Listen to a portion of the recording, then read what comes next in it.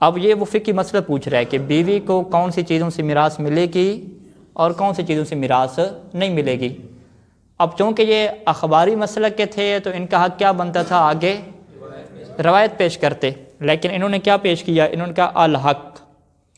ٹھیک ہے، حق یہ ہے کہ ان الزوجۃ مطلقاً تمنع من الارض مطلقاً، کہ زوجہ مطلقاً چاہے دائمی کی ہو یا غیر دائمی کی ہو، ٹھیک ہے،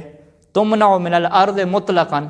اسے زمین سے منع کر دیا جائے گا، اسے زمین سے کچھ بھی میراث نہیں ملے گی۔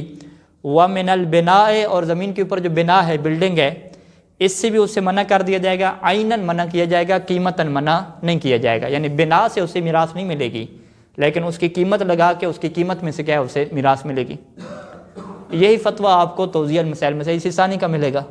کہ بیوی کو زمین میں سے کچھ حصہ نہیں ملتا اور زمین کے اوپر جو بلڈنگ ہے اس کی قیمت لگوائی جاتی ہے اور اس کی قیمت کا 8واں حصہ یا 4تھا حصہ جو اس کا بنتا ہے وہ اسے دے دیا جاتا ہے۔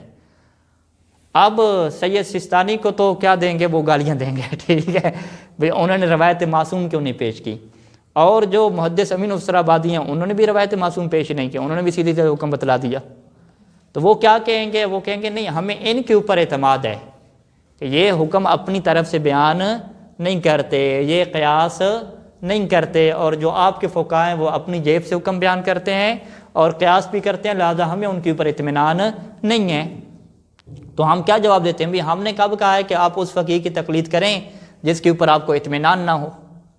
جو فقیہ آپ کے مطابق قیاس کرتا ہے وہ آپ کی نگاہ میں فاسق ہے، اور فاسق کے پیچھے تو آپ 2 رکعت نماز بھی جماعت کے طور پہ نہیں پڑھ سکتے، اس کی تو آپ گواہی تک قبول نہیں کر سکتے، اس کی تقلید کیسے جائز ہوگی؟ تو لہٰذا آپ کی جو مشکل ہے وہ سید سستانی یا سید علی خامنہئی سے ہے، آپ کی مشکل تقلید سے نہیں ہے۔ اگر آپ کو محدث امین اسرآبادی رحمہ اللہ جیسا بندہ مل جائے کہ جو آپ کے فقہی سوالات کے جوابات میں روایت پیش نہیں کرتا، جو روایت سے اس نے سمجھا ہے وہ فتوے کے طور پہ پیش کر دیتا ہے، تو آپ چپ کر کے مان لیتے ہو، تو بات پھر اعتماد کی آ جاتی ہے۔ اگر ہمیں اعتماد ہے اپنے فقہاء کے اوپر، ہم انہیں عادل سمجھتے ہیں، تو ہم بھی ان سے روایات کا مطالبہ نہیں کرتے۔ ہمارا یقین ہے کہ جب قیاس کرنا حرام ہے، ہمیں پتہ ہے قیاس کرنا حرام ہے، مکتب تشیع کے بچے کو پتہ ہے قیاس کرنا حرام ہے، تو ہمارے فقہاء کو نہیں پتہ کیا؟ انہوں نے باقاعدہ علم اصول فقہ میں پوری بحث لکھی قیاس کی حرمت کے اوپر، قیاس کو ثابت کیا، اصول مظفر کتاب لے لیں، باقی کتابیں لے لیں، ساری جگہوں پہ قیاس کی حرمت کے اوپر بحث کی جاتی ہے اور باقاعدہ ثابت کیا جاتا ہے، تو کیا ان لوگوں کو نہیں پتہ ہوگا؟ تو ہمیں تو اپنے فقہاء کے اوپر اعتماد ہے، لہذا جب ہمیں اعتماد ہے تو چاہے وہ حکم شرعی روایت کی شکل میں بتائیں، جیسے منہاج کے بعض مسائل میں سیدھی سیدھی انہوں نے روایت بتائی ہے، یا جو ہے وہ روایت کی شکل میں نہ بتائیں، جو روایت سے انہوں نے سمجھا ہے وہ ہمیں بتا دیں۔ تو چونکہ ہمیں اعتماد ہے، ہم ان کی بات کے اوپر بھروسہ کر کے دینی معاملات پہ عمل کر لیں گے۔ ہاں، آپ کو اگر بھروسہ نہیں ہے تو آپ کو نہ سید علی خامنہئی پہ بھروسہ، نہ سید علی سیستانی پہ بھروسہ، کسی پہ بھروسہ نہیں ہے۔ آپ کو یعنی موجودہ اخباریوں کو ہم خطاب کر رہے ہیں جو کیا ہے ایسی اخباری بنے ہوئے ہیں بغیر روایات کے، یعنی ان کو کون سا اخباری چاہیے جو ان کی مرضی کے مطابق فتویٰ دیتا ہو، مثلا جمعے کو وہ حرام کہتا ہو، نماز عید پڑھنے کو وہ حرام کہتا ہو، ٹھیک ہے، عزاداری کا مسئلہ آ جائے تو پھر بھی نماز پڑھنے کو حرام کہہ دیتا ہو، ٹھیک ہے، انہیں یعنی چھٹکارا چاہیے عبادات وغیرہ سے۔ اگر نماز کی بات بھی آ جائے وہ بھی شہادت ثالثہ والی نماز کو واجب کہتا ہو، ٹھیک ہے، اسی طریقے سے جو ان کی اپنی مرضی کی چیزیں ہیں۔ اب ان شرائط پہ تو ان کو فقیہ پورا نہیں ملتا۔ فرض کریں کہ ایک فقیہ وہ ڈھونڈتے ہیں کہ جو کہتا ہے کہ چلیں شہادت ثالثہ آپ پڑھ سکتے ہیں، پھر آگے جا کے کام خراب ہو جاتا ہے۔ مثلا وہ سیدزادی کے نکاح والا جب مسئلہ آتا ہے تو وہ کہتے تھے کہ جائز ہے نکاح کرنا، کہتے ہیں یہ پھر مسئلہ گڑبڑ ہو گیا جی، ٹھیک ہے۔ اب انہیں ایک فرض کریں ایک بندہ چاہیے کہ جو قمع زنی کو، زنجیر زنی کو جو ہے وہ مستحب کہتا ہو، وہ انہیں فقیہ مل جاتا ہے، ان کا اچھا یہ فقیہ کیا کہہ رہا ہے، قمع زنی کو مستحب کہہ رہا ہے، اس کو وہ لے لیتے ہیں۔ پھر انہیں پتہ ہے یہ تو شہادت ثالثہ کو نماز کے لیے باطل کہتا ہے، کہتے ہیں پھر مسئلہ خراب ہو گیا۔ تو مسئلہ کیا ہے کہ ان کا جو اپنا پورا پیکج ہے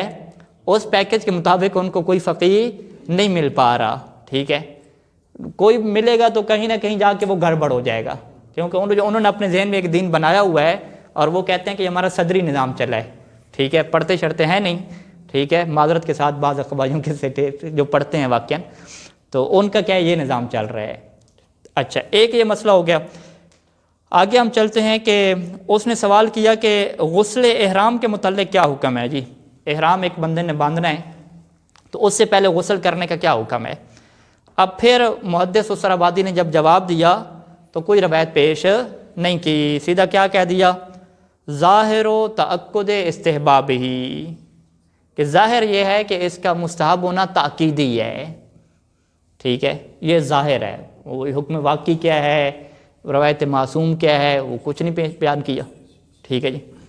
ہم کہتے ہیں یہ تأکد و استحباب بھی دکھاؤ کسی روایت میں، یہی بات لکھی ہوئی ہو، تأکد و استحباب بھی، ٹھیک ہے، تو یہ تو انہوں نے سمجھا ہوا ہے نا، مختلف روایات کے اندر تاکید کو دیکھا، غسل کے حکم کو دیکھا، دیگر روایات کو دیکھا، تو نتیجہ کیا نکالا کہ غسل کرنا مستحب مؤکد ہے۔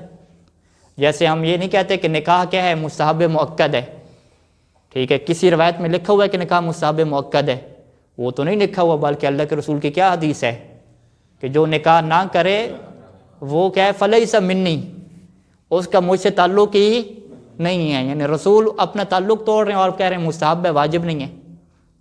آپ کیا کہتے ہیں نماز شب پڑھنا مستحب ہے، مستحب ہے، اس کی بڑی تاکید ہے، حالانکہ امام صادق علیہ السلام نے کیا فرمایا کہ من لم یصلی صلاۃ اللیل فلیس منا، وہ ہم سے ہے ہی نہیں، وہ تو اپنا تعلق توڑ رہے ہیں۔ تو فلیس منا سے جو فقیہ سمجھ رہا ہے مستحب مؤکد ہے تو یہ اس کا سمجھنا ہے نا،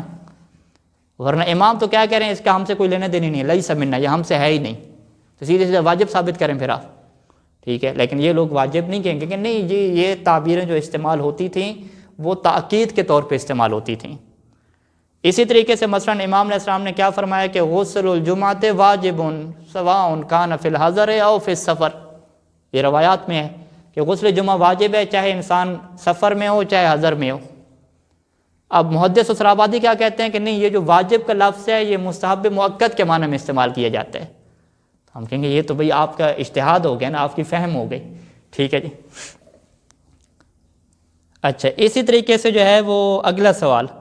کہ بھئی زکوٰۃ کے مستحق کی ہمیں شرائط بتائیں کہ کس کو ہم جی زکوٰۃ دیں۔ کہا کہ یستفاد من کلامہم، یستفاد استفادہ ہوتا ہے،